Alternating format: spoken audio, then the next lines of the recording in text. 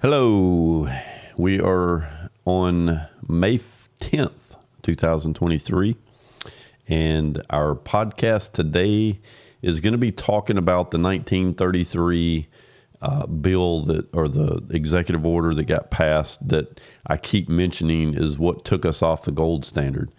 And I wanted to actually go read through this and see exactly what it's saying instead of just assuming that what everybody is saying is correct. And so we're going to read through. It's pretty short. Now this order actually has a couple other things in it. We're only focusing on the gold part of it. So just be aware that it's about a 3-page document and we're only reading 4 or 5 paragraphs. So it says, resolved by the Senate and House of Representatives of the United States of America in Congress assembled, that every provision contained in or made with respect to any obligation which purports to give the obligee a right to require payment in gold or a particular kind of coin or currency, or in an amount in money of the United States measured thereby, is declared to be against public policy. Now, what exactly is that saying? So essentially what it's saying is that at this point in time, before they passed this, everybody was required to pay their debt in gold and silver coins. They were minted coins that the United States government created. What this is doing is it's saying that doing so is actually against public policy. So they've now made it illegal for you to demand payment in those currencies. And it goes on to say, and no such provision shall be contained in or made with respect to any obligation hereafter incurred. So before this, all debts were supposed to be paid in gold and silver.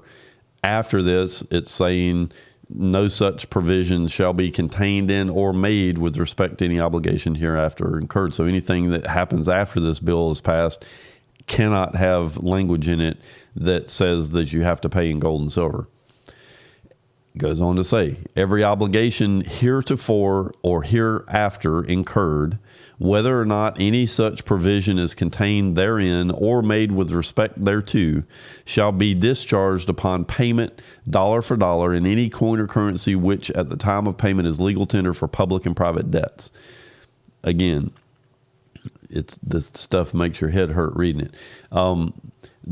So essentially what it's saying is any obligation that existed before or after this particular bill happened, or this ain't even a bill, it's an executive order, which I really don't understand how they create executive orders with laws in them like this. It seems illegal, but it's essentially saying that anything that happened before or after a payment can be made in any coin or currency, dollar for dollar for whatever the obligation was. So, let's see, discharged upon payment dollar for dollar in any coin or currency, time of payment, legal tender, public and private debts. Any such provision contained in any law authorizing obligations to be issued by or under authority of the United States is hereby repealed.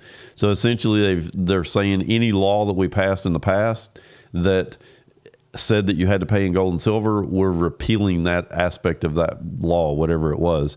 And it says, but the repeal of any such provision shall not invalidate any other provision or authority contained in the law. So they're saying we're going to repeal the section that said you had to pay in gold and silver, but the law still is there the way it was.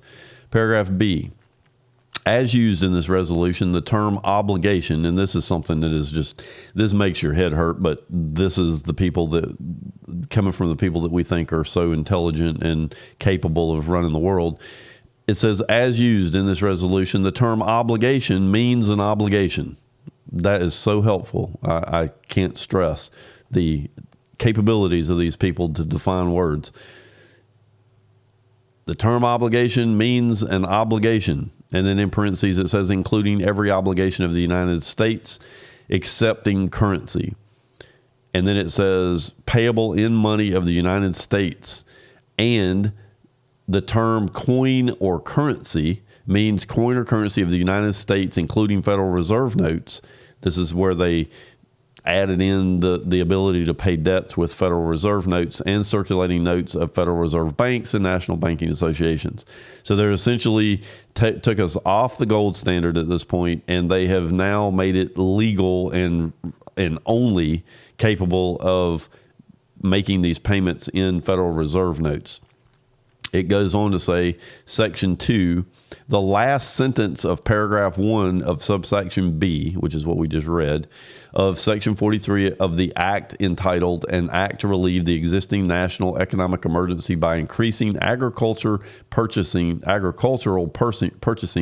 Power to Raise Revenue for Extraordinary Expenses Incurred by Reason of Cultural Indebtedness, to provide for the orderly liquidation of joint stock land banks and for other purposes, and is approved May 12th, 1933, is amended to read as follows. So they had this bill, and they're pretending that the reason that they're doing this is to try to relieve public debt related to agriculture. And it says all coins and currencies of the United States, including Federal Reserve notes and circulating notes of Federal Reserve banks and national banking associations, heretofore or hereafter coined or issued, shall be legal tender for all debts, public and private, below the standard weight and limit of tolerance provided by law. And it goes on to say here, for the single piece, shall be legal tender only at valuation in their weight.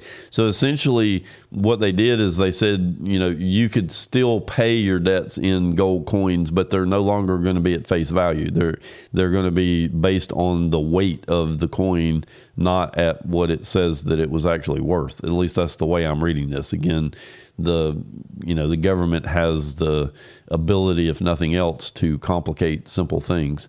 But that's the way I'm reading it, is that it essentially made it where we have to pay in Federal Reserve notes, and they're the gold, if you're going to pay it, is going to be on weight and not on the face value. Which, at this point, you would want it that way anyway, because $1 isn't worth any gold. So, in fact, I think as we speak, a $50 gold piece is selling for about $2,300. So that'll let you know something about inflation. There was something else here. Let me see. Reserve notes and circulating notes. And here's the form of the coin. Legal general debts, public charges, tax and duties. Maybe I was reading something else. I was thinking about that it said something about discharging debt, but I think that's actually a different document that I was reading.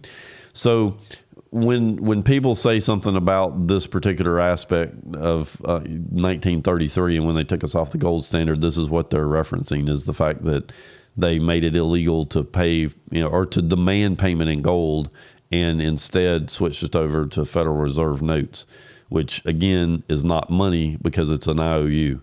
And since we don't make money, it'd be pretty impossible to make income. So that's something else to keep in mind. Now, the other thing I wanted to talk about, there's two subjects in this podcast. This is the one. The other thing I want to talk to you about is citizenship. I have been looking into the sovereign citizens, as some of you know, and there's a lot of things that they claim that are just really out there. And one of the things that they constantly are pointing to is the fact that if you're born in the state, then you have certain privileges. You're essentially considered a sovereign, and your citizenship is different than that of a United States citizen. So what I did is the Constitution of the United States doesn't get into this at all, because the 14th Amendment is the only thing that talks about the citizenship thing as far as being born. And it actually says if you were born in the United States, then you're a citizen of the United States.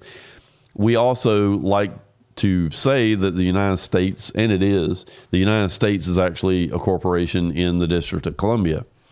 However, it gets a little bit more difficult to have these conversations because there are aspects of this that get a little confusing. So the first thing I want to look at is right here. This is the code 1401. It's 8 U.S. code 1401, nationals and citizens of the United States at birth. Now, the 14th Amendment, as I talked about yesterday, it is, if you're going to take the definition that the United States is actually the District of Columbia, then it would mean that you would have to live, or you'd have to be born in something that the federal government owns in order for you to automatically take up citizenship. At the moment, I'm kind of still sticking to that because I'm, that just is the way it reads. But this code section kind of throws a little bit of confusion in. So essentially what it looks like is the constitutional amendment that got passed didn't have a whole lot of information in it. It wasn't very detailed. And so then they go on to pass legislation that more specifies exactly what it is that makes you a citizen. And by looking at this code section, it says the following shall be nationals and citizens of the United States at birth. Now, this nationals is, if you click on it, let me see so if you click on nationals and we take a look at it, it says the term national means a person owing permanent allegiance to a state. Now, again, the United States is a state in our union. So is it talking about the United States allegiance, or is it talking about the state that you're actually born in? Because it is not very specific at all. But it says a person born in the United States and subject to the jurisdiction thereof. Well, this is the question right here. Are we talking about the District of Columbia, or are we talking about the 50 states? Now, if you come up here and look at the definition that they've referenced, it says the term United States, except as otherwise specifically herein provided, when used in a geographical sense, means the continental United States, Alaska, Puerto Rico, and all the other stuff. Now, this is, again, not a very good definition of what the United States means, because they preface this when used in a geographical sense. Well, when I'm looking at the actual legislation here, what sense are you using? Are you saying in a geographical sense here, or are you saying the United States corporation? It doesn't specify, and therefore I don't know how to read this. But it does say a person born in the United States. And if it's talking about the jurisdiction of the whole country, then that means that if you're born anywhere in any of the country, in any of the states, then you're automatically a U.S. citizen. Now, the next thing I want to do, if I can find it here, let's get this thing to come up here. And I am looking for Georgia Constitution. So I live in Georgia. And so what I did is I came over to our Constitution to take a look at what exactly it was specifying. And because, again, the Constitution of the United States is different than the Constitution of the several states, because each state has its own Constitution and its own Bill of Rights. And I wanted to go through the Georgia Constitution real quick so you can kind of see how this works, because they're not the same thing. And every state is completely different. So in Georgia, we have a 76-page document that is our Bill of Rights and our Constitution. If you compare that to the Constitution of the United States, it's pretty big. The Constitution of the United States is pretty small. So they're definitely completely different.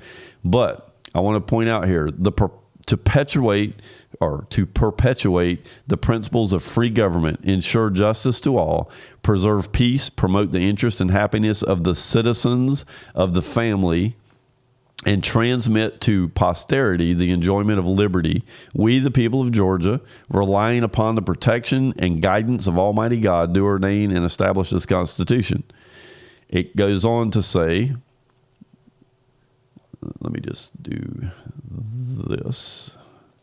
So it goes on to say, this is paragraph 7, it says, citizens, protection of all citizens of the United States resident in this state are hereby declared citizens of this state. Now, there are places down in the Constitution for Georgia where it mentions a natural or a naturalized citizen, but it doesn't actually specify what it means by natural and naturalized. So you would assume that a natural citizen would be one that was born in the state of Georgia, but it doesn't specify that. So then the question remains, what exactly is it saying? Am I truly a citizen of the state of Georgia? And the word sovereign isn't used anywhere in the Constitution. It's also worth mentioning that every state can amend its constitution individually with its Congress. So it's not like the federal government's constitution that requires all the states to get together and all, 3/4 of them approve whatever it is that they're trying to put in the amendment for the federal government. This is something that the state can do at any time. And Georgia, just this state alone, has completely rewritten its constitution 10 times. So we're not even talking about constitutional amendments. We're talking about throw the old one out and let's create a whole new constitution. So it's a little interesting to start thinking about the fact that we have constitutions in each area. And I also wanted to look at something else here. So if you look in the Constitution of the United States, there are protections in there for your Bill of Rights. But when you go in here and look at the protections given in the state of Georgia, they're actually different constitutional amendments. They're not those same amendments that we have. So here is life, liberty, and property. It says no person shall be deprived of life, liberty, or property except by due process of law. But it doesn't actually tell you what the heck due process of law is. It just says that except by it. And then if you look down here, let's see. So that was the one that we actually, and I didn't actually finish reading this because it actually gets a little bit more confusing. Let me read this citizens protection of again. It says all citizens of the United States resident in this state are hereby declared citizens of this state, and it shall be the duty of the General Assembly to enact such laws as will protect them in the full enjoyment of the rights, privileges, and immunities due to such citizenship. So again, no mention of a state sovereign or simply a state citizen. It's only a United States. And I would even argue that in this definition, if I'm not a citizen of the United States, even if I reside in the state of Georgia, I am not declared a citizen of this state. So those that are thinking about, rejecting your citizenship of the United States, this would seem to fly in the face of that comment, because unless I'm reading it wrong, it would essentially mean that you're not a citizen of anything. So I don't know, a lot of the sovereign citizen stuff that they're pushing seems to be a little bit too far out in the playground, because the fact that the states can pass their own laws and regulations. And like, for example, look at this one. Paragraph 8, arms right to keep and bear. The right of the people to keep and bear arms shall not be infringed, but the General Assembly shall have power to prescribe the manner in which arms may be borne. The Constitution of the United States clearly says you cannot infringe on our rights to bear arms. But in the state of Georgia, now they don't do anything at the moment that infringes on our right to bear arms, but they kept that in there, which is not in the Constitution of the United States. The Constitution of the United States clearly says you can't do anything to infringe on the right to bear arms. Here it says, but the General Assembly shall have the power to prescribe the manner in which they may be born. So there's obvious conflicts between a state's rights, your rights within a state, and the rights you have under the federal government. And because the Constitution of the United States is not what the state uses to set up its laws, it would appear that you would have to look at your individual state constitution before you could start claiming this sovereign citizen and all of the other things that people are running around talking about, because it's not as simple, or at least it doesn't appear to be as simple as what people are pretending that it is. Because again, these constitutions can be amended at any time if the Congress takes it upon themselves to do it. They could go tomorrow and throw this constitution out and come out with a completely different one. And I'm still looking into like what the process is in the state of Georgia for doing that. And I believe that it actually has to be voted on by the citizens if that's going to be done, but I'm not 100% sure on that yet. But it is something that if you're in a state, you ought to get your state constitution and learn and read it, because that is what you're actually being judged by with all the laws and the treatment that you're getting in that particular state.